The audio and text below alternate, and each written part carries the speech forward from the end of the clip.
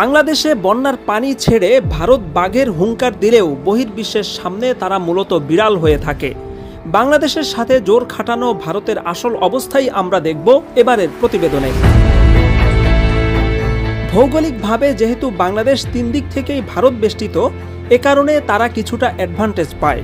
বন্যার পানি ছেড়ে দেয়া, শুষ্ক মৌসুমে পানি আটকে রাখা, বিভিন্ন প্রয়োজনীয় সামগ্রী রপ্তানি বন্ধ করে দেয়া ইত্যাদি বেশ কিছু ক্ষেত্রে সুবিধা পেলেও লক্ষণীয় বিষয় হচ্ছে এসব সুবিধা ভারতীয়রা নিজ গুণে অর্জন করেনি, বরং ভৌগোলিক ও প্রাকৃতিক কারণে এসব সুবিধা পেয়ে এখন তারা সেগুলোর অপব্যবহার করছে।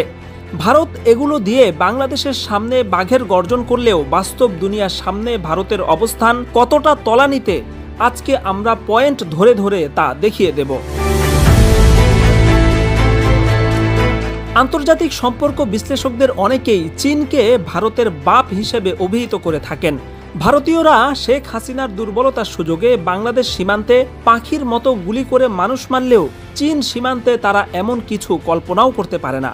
শুধুমাত্র লাদাখ সীমান্তেই ভারতের ৩৮,০০০ বর্গ কিলোমিটার এলাকা চীন দখল করে রেখেছে। এখন অরুণাচল প্রদেশের প্রায় ৯০,০০০ বর্গ কিলোমিটার এলাকাও চীন নিজেদের বলে দাবি করছে। সব মিলিয়ে যা প্রায় বাংলাদেশের আয়তনের সমান। ১৯৬২ সালে দুদেশের প্রথম যুদ্ধে ভারত শোচনীয়ভাবে চীনের কাছে পরাজিত হয়। তখন কাশ্মীরের বড় একটি অংশ, যা বর্তমানে আকসাই চীন নামে পরিচিত, এবং বিশাল অরুণাচল প্রদেশ চীন দখল করে নেয়। পরে চীন অনুগ্রহ করে অরুণাচল ফেরত দিলেও আকসাই চীনকে নিজেদের দখলে রেখে দেয়। ভারতীয় নায়করা মুভিতে চীনকে হারিয়ে সুপার হিরো সাজলেও বাস্তব সীমান্তে এই হচ্ছে তাদের আসল অবস্থা।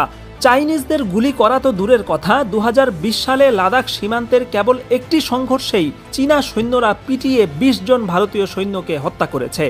এ কারণেই বলা হয় ভারতীয় সৈন্যরা বাংলাদেশ সীমান্তে বাঘ, পাকিস্তান সীমান্তে কুকুর, আর চীন সীমান্তে গিয়ে বিড়াল হয়ে যায়। শুধু চীন নয়, ভারতের সবচেয়ে বড় আতঙ্কের নাম পাকিস্তান।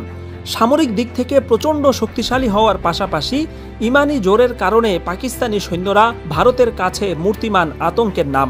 পাকিস্তানের কাছে ভারতের পরাজয়ের ব্র্যান্ড অ্যাম্বাসেডর হচ্ছেন উইং কমান্ডার অভিনন্দন নামের এই বিমান সেনা। পাকিস্তানে হামলা করতে গিয়ে বিমান বিধ্বস্ত হয়ে তিনি ধরা পড়েন। জিজ্ঞাসাবাদের সময় তাকে এক কাপ চা দেয়া হলে তিনি "দি টি ইজ ফ্যান্টাস্টিক" বলে মন্তব্য করেছিলেন।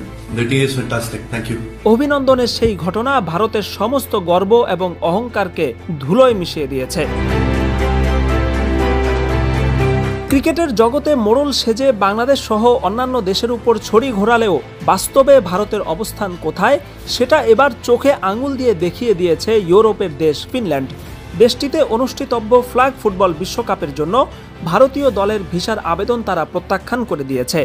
এমনকি কেন ভিসা দেওয়া হয়নি সে বিষয়টি জানানোরও তারা প্রয়োজন বোধ করেনি, অর্থাৎ ভারতকে তারা গোনার মধ্যেই ধরেনি।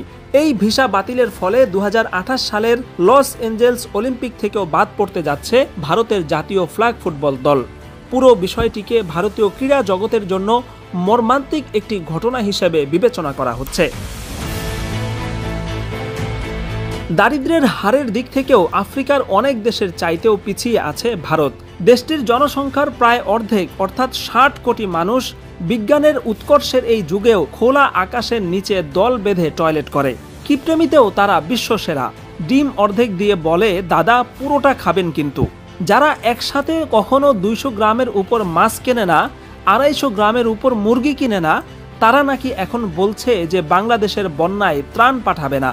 ভারত এমনই এক দেশ যেখানে ৭০ বছর